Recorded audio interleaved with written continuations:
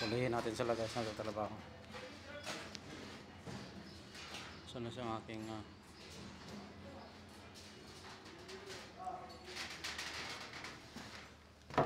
Hello guys. Good morning. What are you doing here? Good. What? What are you doing here guys? Oh, Good. mashallah. Alatol. Install fixing rectifier.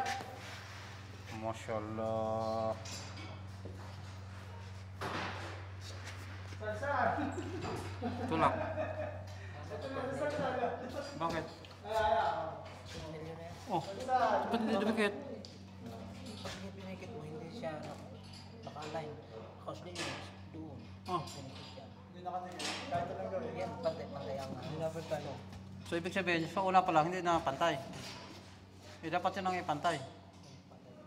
Pag pinikit mo sa dulo, hindi siya pantay dito. Pagalitan tayo niyan. Slowly. Ah, Yan mo.